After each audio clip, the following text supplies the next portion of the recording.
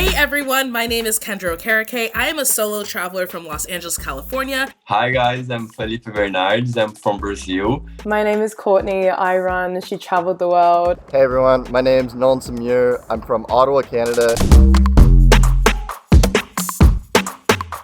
The most empowering experience anyone can go through is just traveling to a different country where you are not equipped with the tools that you have been practicing your entire life and still surviving. It just shows that you are capable of doing absolutely anything. It's the best feeling in the world. Solo traveling is like one of the most freeing and liberating things you could do with your life. You just gotta go ahead and go and stop waiting for the right time or waiting for the right people. For me, it is the complete independence and freedom that you get from solo travel. You can do whatever you want, you can be whoever you want, eat where you want, and have an itinerary that really works for you. Solo traveling is one of the best ways to really know yourself. You can be free to do just what you like and what you want with no judgments. It's like a white page in a book that you can write a new and a great story of your life. That's so funny because actually how I built up the confidence to start solo traveling was eating alone by myself at restaurants like around LA. I don't think this should be a fear because no one is paying attention to you. Everyone is minding their own business. And it's not like you're there by yourself for hours and hours. You're there for like 30 minutes eating. So I think that should be the least of your worries.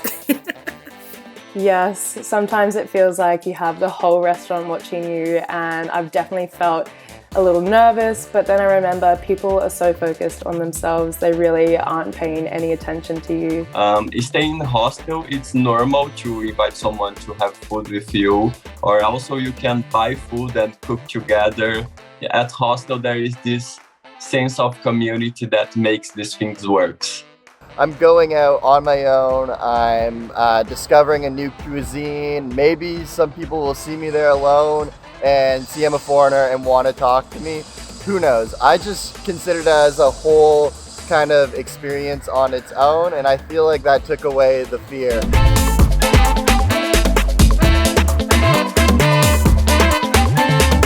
So I would say one of the best ways to deal with loneliness is to make friends in your hostel and really make sure that you're surrounding yourself with good people in a safe environment.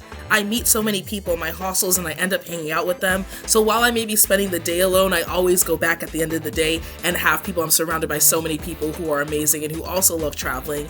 It's so cool to get to know them and their stories and the countries they've traveled to, the language they speak. All you have to do is really just like go to a hostel and make friends. And that sounds like really intimidating because, you know, if you move to a city, it's so hard to make new friends, but you got to remind yourself that a lot of people in these hostel spaces are also travelers themselves who are also here alone.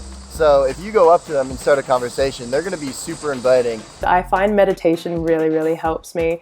10 or 15 minutes just to be by myself and ground myself. And then if I'm still feeling a little out of it, I like to call my mom or my dad, or I'll ring my friends and just have a chat. And then the next day I usually feel so much better and I can enjoy my trip again. First thing I have in my mind is that I need to be the best company I could have. So we need to feel comfortable with our own company because it's just us by us. So when you solo travel, you can do that like in essence.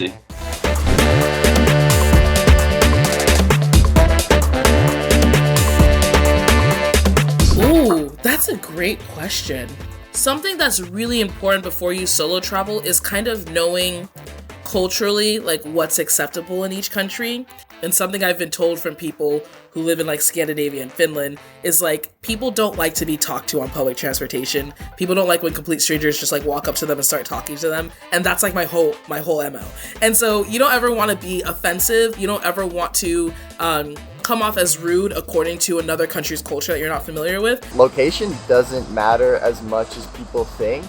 Like, you can go and see like the world wonders, you can go and see Machu Picchu, and you can go and see the Taj Mahal, but I think at the end of the day, when that trip is over, what you take away from it, at least personally, is the people I met and the moments I had with them. So I would say plan less, but try to put yourself out there more and be open to other people's plans? For me, I find coming home from a trip, your environment and your friends can not be aligned with who you were when you left, and it's okay to make changes to realign to who you want to be and where you want to move to in your life. And I think solo travel really helps you discover those things and make those changes.